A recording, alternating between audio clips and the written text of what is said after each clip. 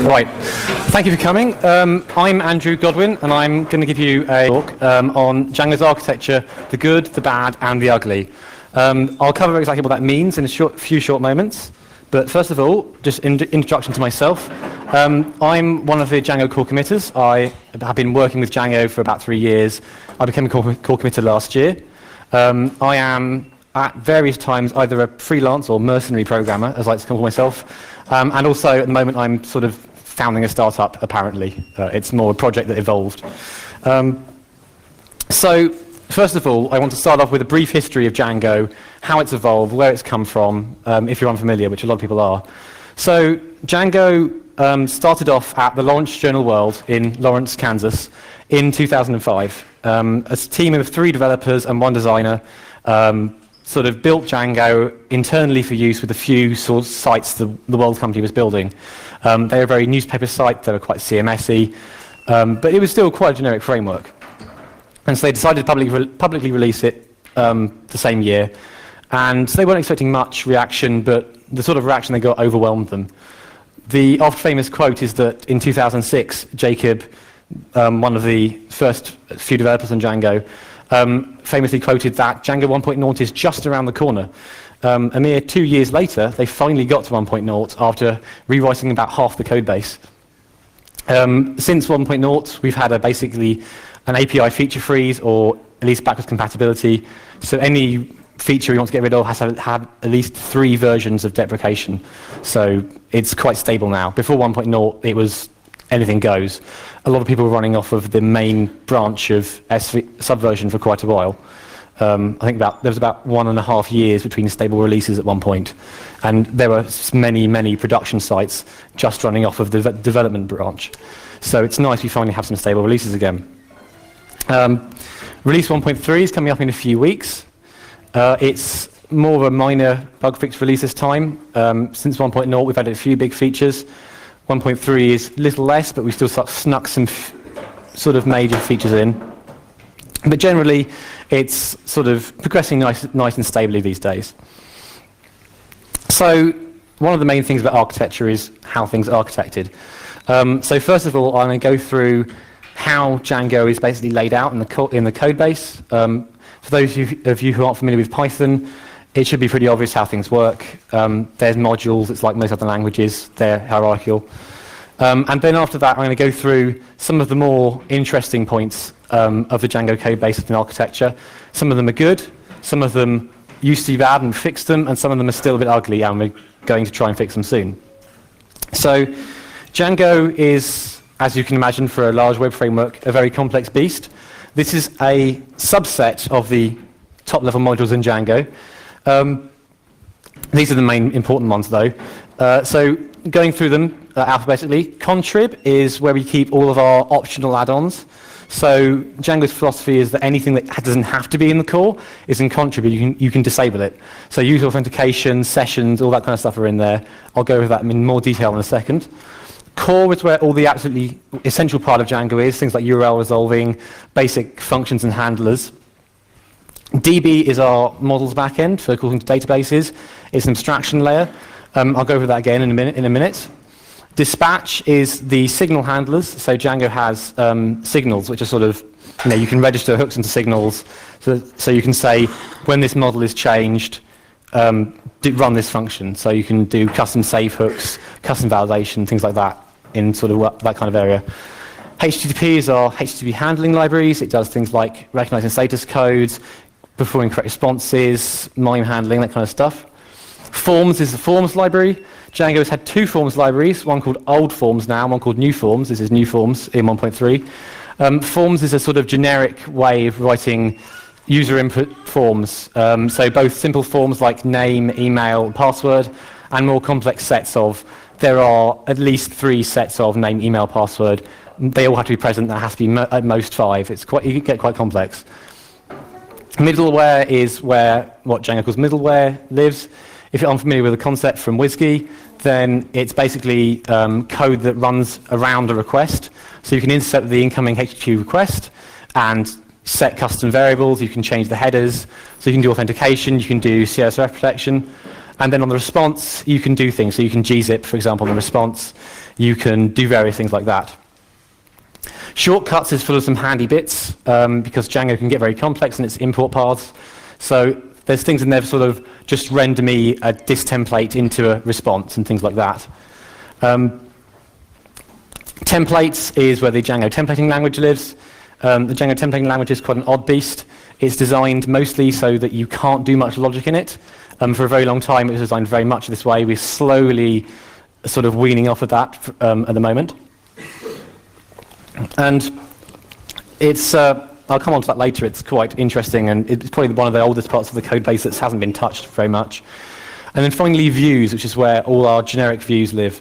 And in the latest release of Django, we've introduced something called class-based views, which are sort of a better framework for running views, and all that code lives in there. So contrib is, as you can see, even more in-depth than the main level 3. So these are the main contrib apps. There's about 6 more of them. I'll go through some of the more interesting ones later with some pictures of how they work. But admin is Django's famous magical administrator interface where you can edit code. Auth is our user authentication system, the subject of much debate. It works very well out of the box for small applications. Comments is a bit of an odd commenting system that was great when it was invented and is getting a bit out of date now. Content types is a way of doing generic foreign keys to other things, so you can link to arbitrary tables and models. It kind of breaks relational database conventions a bit, but it can be very useful for things like comments, which it lives next to. Flat pages is a very simple way of just having database pages, so you can say things like an about page and an FAQ page, you can just have them. It's, again, not very complex. The idea of contrib is it's very simple implementations of very common patterns. That's the definition of it. Giz is one of the more interesting ones. It's Django's geospatial support. So you can do arbitrary polygons, you can do testing of lines in lines, you can do projections, you can do all sorts of exciting things. I've got some stuff on that later as well. Humanize is full of things for outputting numbers and sizes humanely to users. So you can do things like putting commas in numbers, changing numbers to words. Local flavor is full of things that are for localization as opposed to internationalization.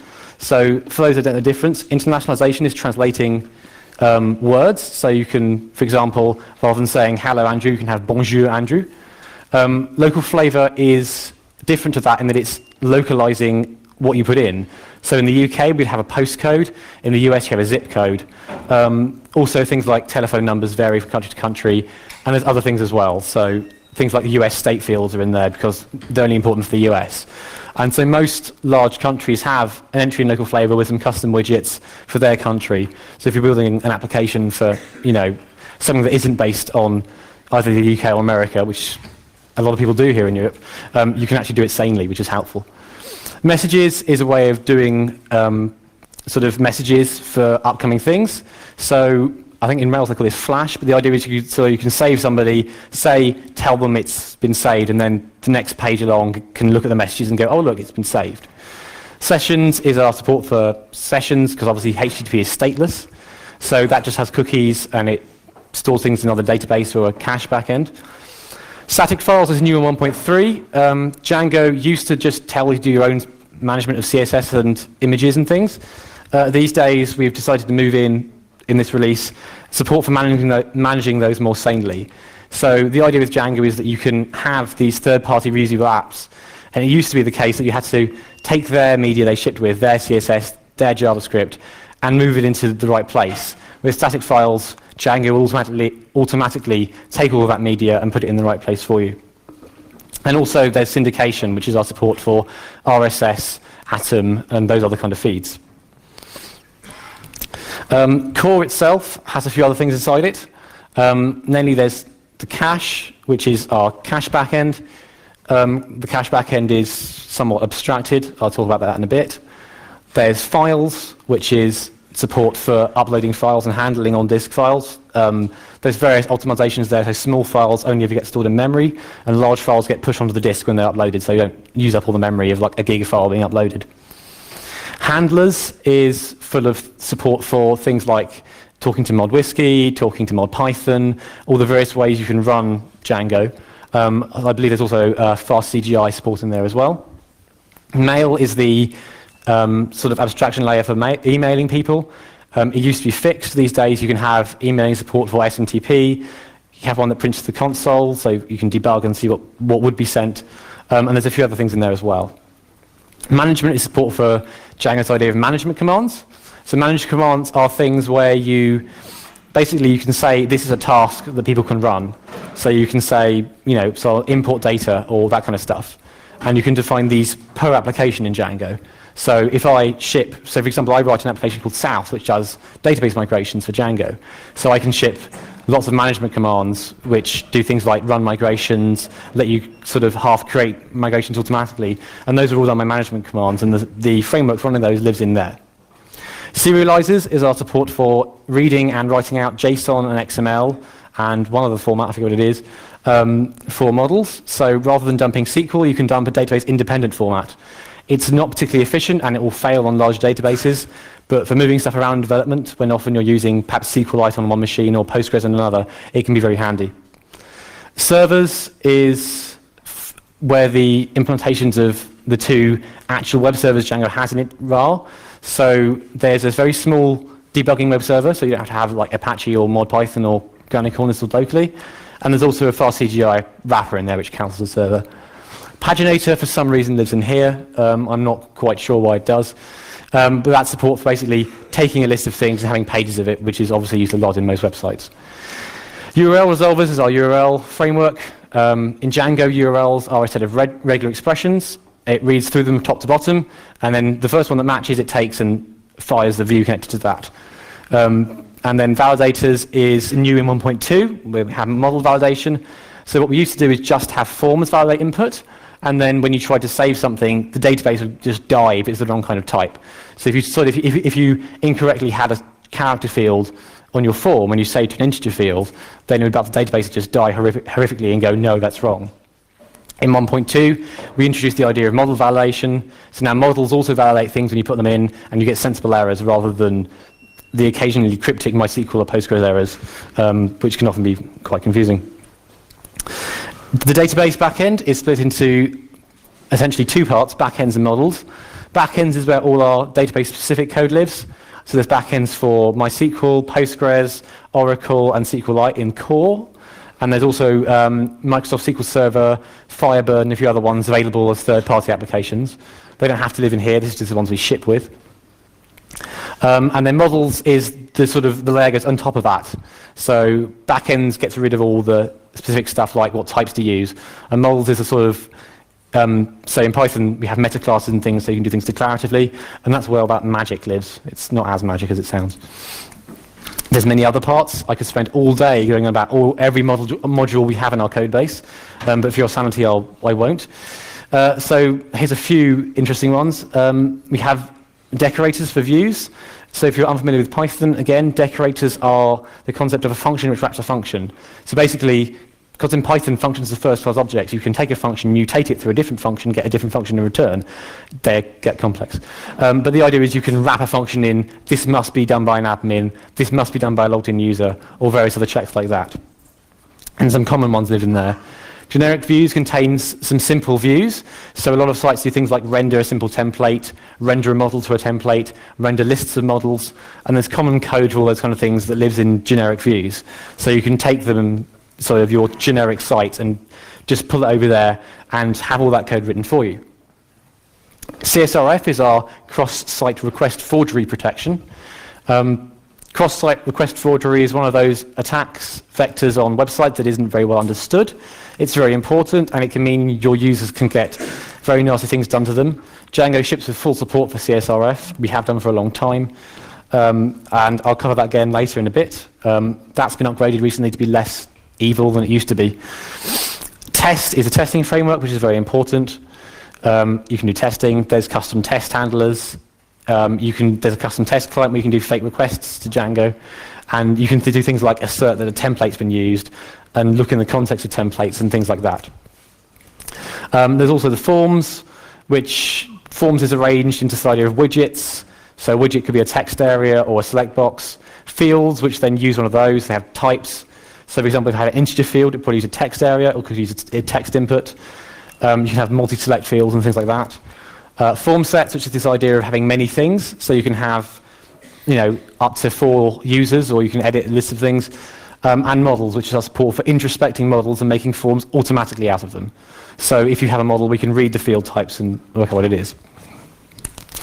But basically, since 2005, literally every piece of code in Django has been changed. There's very little left from the original release that hasn't been touched by somebody. In some places, this is because the original code was a bit odd. In other places, this is because requirements have changed over time. And in other places, it's because we've just expanded on what things can do. But the main crux of this talk is to go through what I think some of the good bits of Django are, some of the bad bits, and some of the really horrible bits that just should never have been in there in the first place. And also, as I said before, some of these are historical, and we fixed them, but I get to talk about them here because we fixed them, and I can sort of gloat. Other ones of these are current issues in Django that we have yet to fix because we don't have infinite time and infinite developers. Yeah, there we are. The nasty bits, I promise, will be fixed soon. Just don't attack me. So, the good things. The main crowd pleaser in Django is the admin. A lot of people, when they first come to Django, the idea they can write about 20 lines of code for a model, add 2 or 3 lines to an admin, hit go, and then this big page appears that lets you edit things straight away. That's very handy. The admin is often not used as is on end-user sites, although it is a lot of the time. But even in development, it can be a lifesaver because you can edit your test data, you can do all that kind of stuff really easily without having to fiddle around in a SQL console or a Python shell. I can't tell you how many hours or days the admin has saved me over the past 3 or 4 years working with Django, just being able to visually edit and fiddle with my models. And also, a lot of clients are quite happy with the admin it provides. It's quite sensible, it's quite clean, it doesn't do very much, but there's lots of extensions for it. The model layer. This is often derided part of Django. People often say, well, there's lots of other abstraction layers for Python, for databases. There was SQL Object, it's not so much anymore. There's SQL Alchemy, there's lots of others. But Django has a different philosophy. First of all, we call it the model layer. It's not an ORM.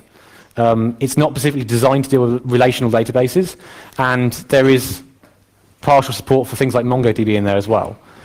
It is very much an abstraction away from that concept. Obviously, relational things do leak through. They have to. Foreign keys are in there. But we like the sort of simplicity and the way it's designed. And also, back in 2005, there weren't that many other things around. People often forget that. Django is full of sensible abstractions. So one of the things a lot of other places often don't have, or perhaps sort of younger frameworks or other frameworks or different languages, is the option to sort of opt out of having like database-backed sessions or other things like that. So not only is there a session different backend, so for example on larger sites you want your sessions to be in something in like memcache, or you want to be in signed cookies, which is even more scalable. Caching, there's memcache, there's Redis, there's on file, there's in database, there's all sorts of options for that. Email backends we've just changed, so you don't have to send by SMTP anymore. Especially if you're on local box developing, then you may not have SMTP support, your laptop may not know what sendmail even is, so the idea of printing to console rather than sending email and things like that is really handy. GeoDjango is one of my favorite parts of Django. It was co-opted into Django only just before the 1.0 release. It used to be a separate project. But for those who aren't familiar with geospatial editing, GeoDjango lets you define areas or points or lines. So it can, for example, areas can be counties or administrative regions or countries. Lines could be roads, and points could be sort of places. And the idea is that you can define models like you usually do. So I can say, here's some lakes, they have a name, they have a rate, which is their rate of fill, they have a geom, which is their actual polygon, and they can and then the object line is so it knows how to do geospatial queries. And then we can say, get a lake with ID 3, and we can then ask for if this lake contains itself, which it does. And not only can you do this, you can define areas. So I could get the polygon of the USA and say, tell me all the lakes are inside this polygon, and then PostGIS, which is the PostgreSQL GIS backend. MySQL has basic support for rectangle ones, and a few other backends can take that query, pass it quite efficiently, and return me quite quickly all the lakes that are inside the USA. Again, you can do it with points, so I can ask for all events that have happened inside London, and it will just give me all the things that are inside that area. It also gives you a very nice admin interface for editing these. So if you're unsure where South Africa is, you can pop up in the model admin and say, oh, that's South Africa. And you can also edit them and pull the points around and various things, so you can change what things look like, and it's very useful for testing. Django has some very good debugging tools.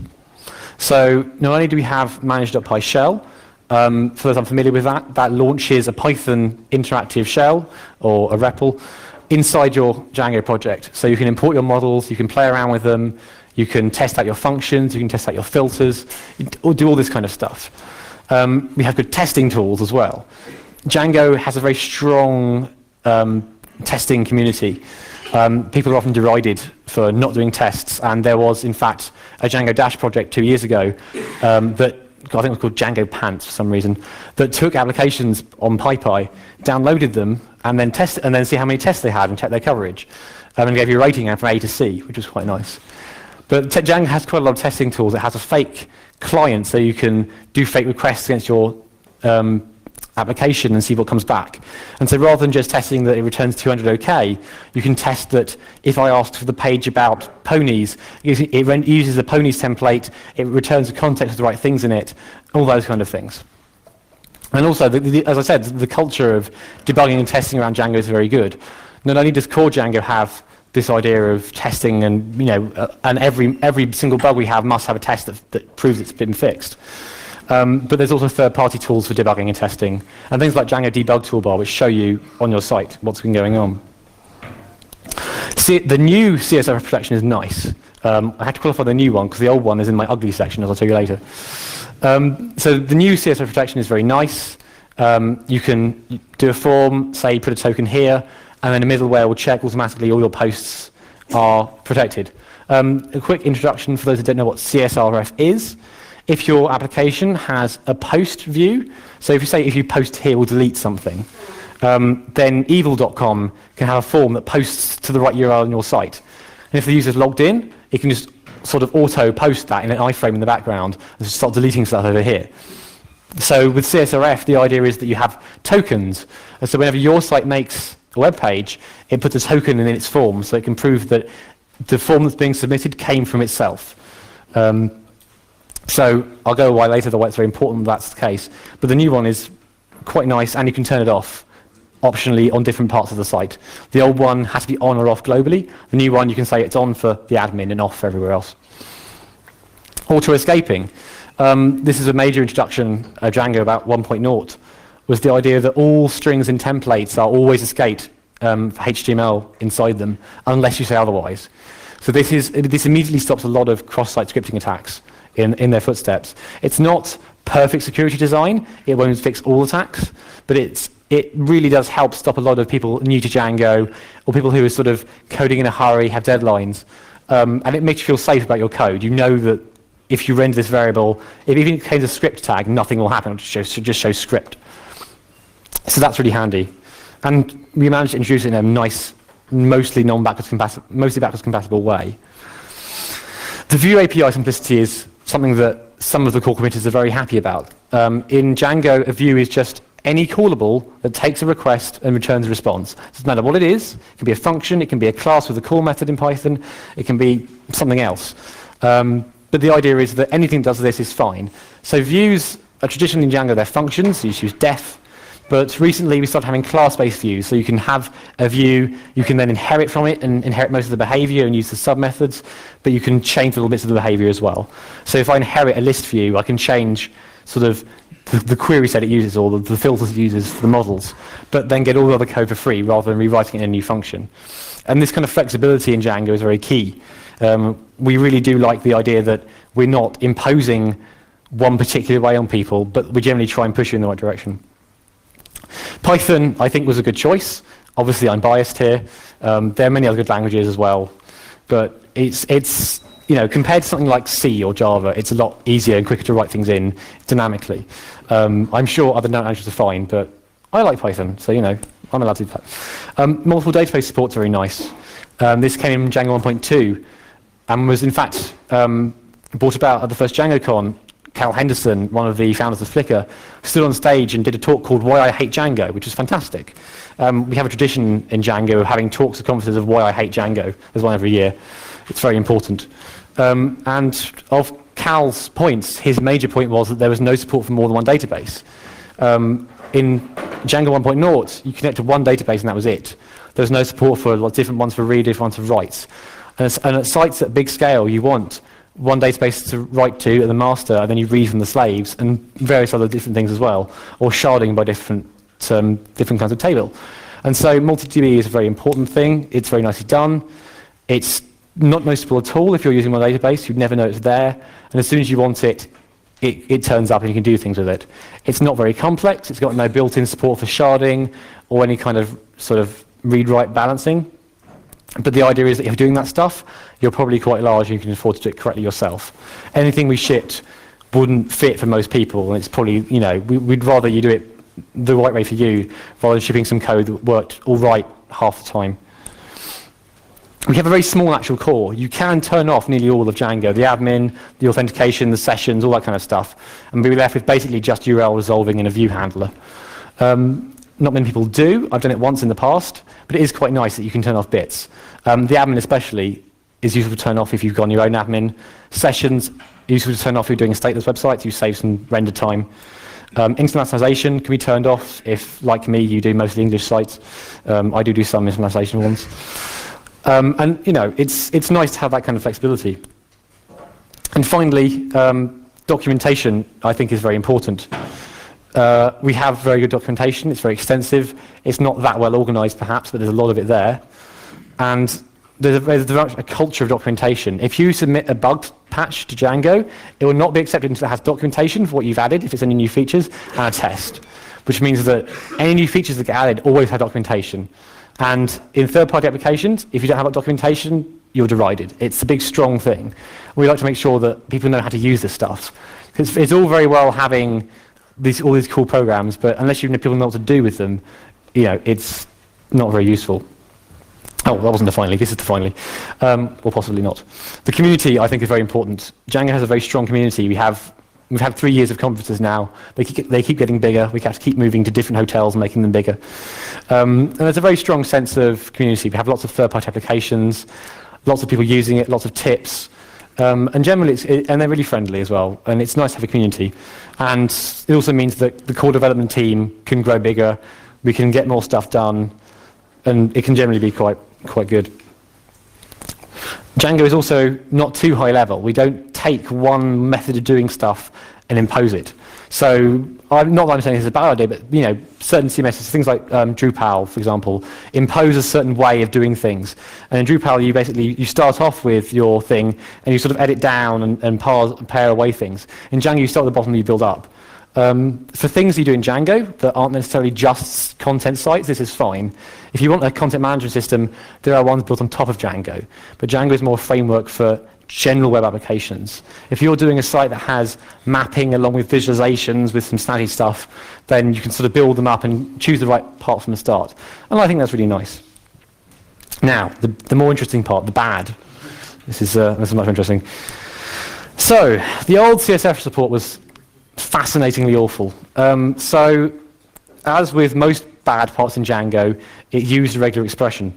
And basically, it looked for the last tag, well, it's not very good here, there's the last form tag, the closing form tag on any form. It took that, and it replaced it with a CSRF token and the close form tag, which is all fine. So every form on the page gets a token saying what it is. That's all well and good.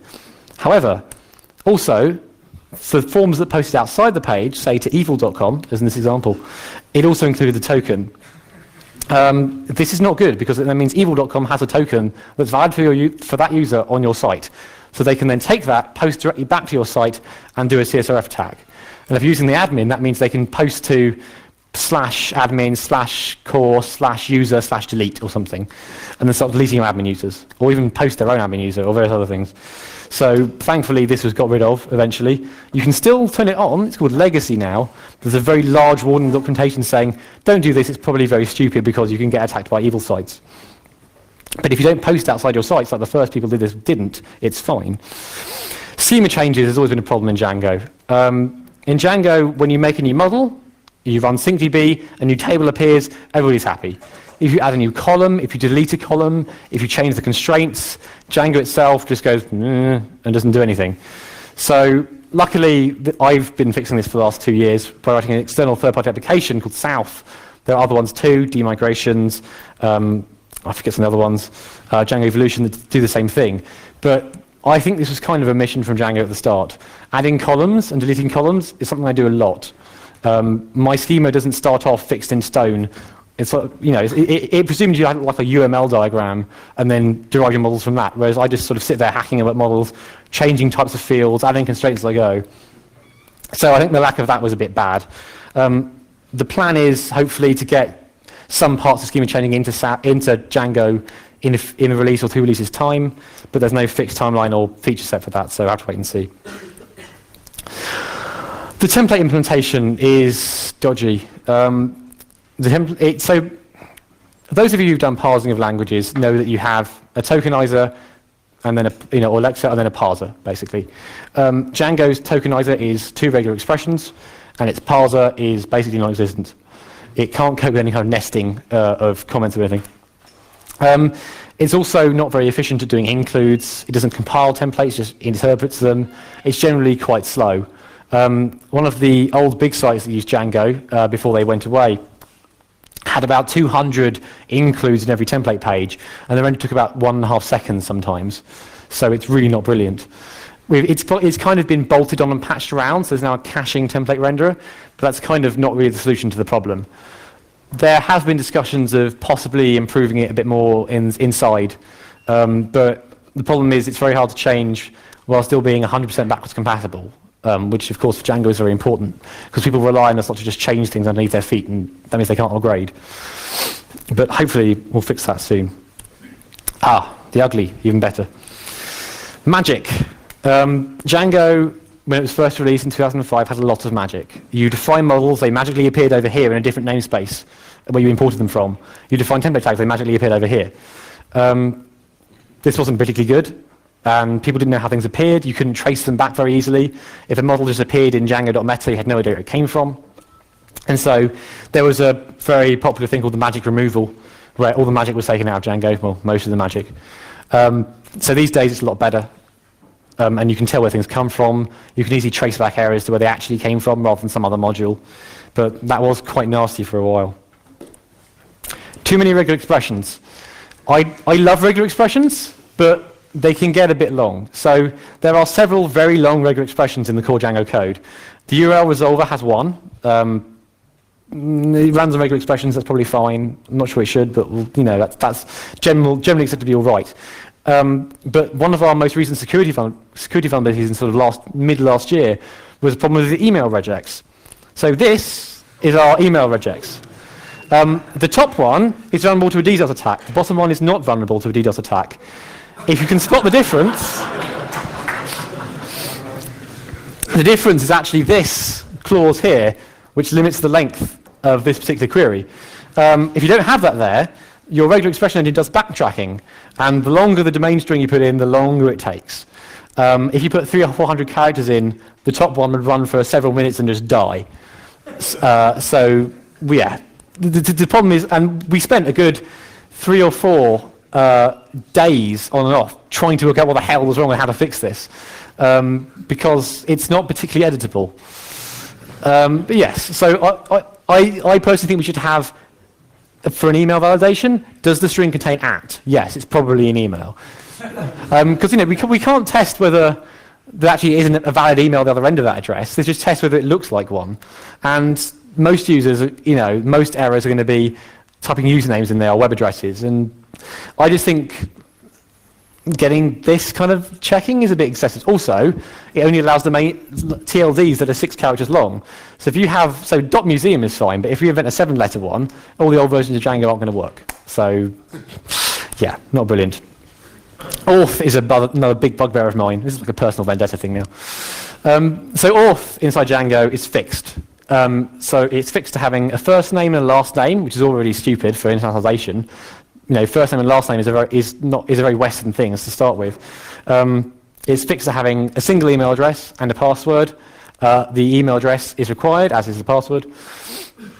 And it's also fixed to having a few other attributes. And you can't change this. You can't go to Django and go, I also want an age field, or I also want a URL of a website field. You have to make a different model and link it in. And there's no way of getting rid of auth and doing your own one without completely removing it, because you can remove it, and making your own one, and then replicating all the same API, or writing all your own code that uses a different API. And there's been some discussion about how to make this better. There's been the idea of extendable models, but doing that in a way that's not crazy is very difficult. We don't want much crazy. Crazy is bad. So it's a difficult problem, and it's a bit ugly because you end up with these one-to-one relationships that really should be one table of like a profile model. And there's even a hack where you say, this is my profile model, and Django adds special shortcuts to get it from a user. But it's just a workaround of the problem. The old template language was fascinating. So rather than having an if tag that just did, equality, less than, greater than, that was bad. The if tag just did Boolean testing, it took one variable. If you want to do equals, there was an if equal tag. That's fine, right? If equal AB. If you want to do not equal to, you have to do if not equal. And in Django, every tag ends with an end tag name. And so if you want to do lots of negated equal expressions, your code and template is littered with ends if not equal, which is not the best way to do ifs. Thankfully, in 1.2, we introduced, was it 1.3? 1.2. We introduced smart if, which lets you do such modern things as double equals and equality and less than and things like that. But this is the template language shouldn't have that much logic, but I think that's going a bit too far. But the question thing here is, Django has a lot of problems. We've had a lot of them, and we've solved a lot of them as well. Are there lessons to be learned here? Not really. When Django was initially released, it had a very different purpose to what it does now. It was designed for a few websites in-house. It worked fine for those. And in fact, it worked well enough that people were impressed by it and really, really got enthused by how good it was. But I think every framework and every software application develops over time. And you get the horrible bits of code and regular expressions that you can't debug lying around. But I think in general, you have to realize that for a project, not everything needs fixing now. I know a lot of people who just sit there and refuse to release software until it's perfect. Software is never perfect. I think we all know that. Open source software is never done. And if we sat there and didn't release until all those problems I've just highlighted were fixed, Django 1.0 wouldn't have happened 5-6 years later. So, it's one of those things. And from what I've seen for the last 3 years, you improve by being consistent, sometimes even at the expense of being a little ugly or a little bad. In the end, yes, template language is ugly, but it's been the same for 3 or 4 years, and you can still use it, and your applications still mostly run. Don't get carried away by writing new features. We got carried away for a while. That was bad. Lots of bugs piled up. We're fixing that now. But yes, new features are great, but they're only great if the old ones still work at the same time. And also, people with lots of free time. It's very handy for an open source project. For a while, Django had a bit of a lack of work resources. Thankfully, it's been mostly improved now. But never underestimate the amount of developers and resources you need. Especially if you think you're all right, remember that it takes a few months or a few years to bring new people into the fold and get them up to speed. And by the time you get there, you may realize you've been a bit too late. So, thank you for that. I hope you've learned something from this. If not, then I'm sorry. Feel free to ask any questions. I'm happy to defend my position, and thank you very much.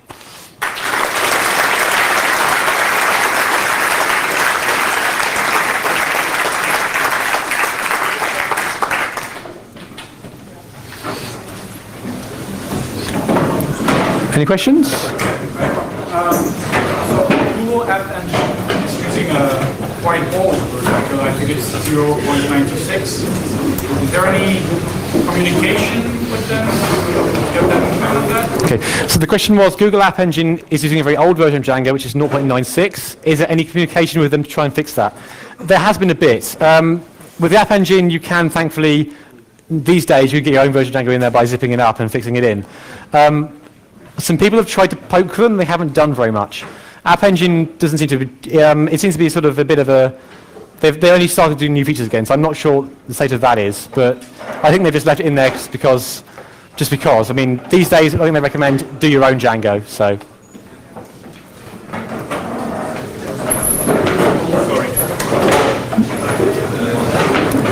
Well, thank you very much.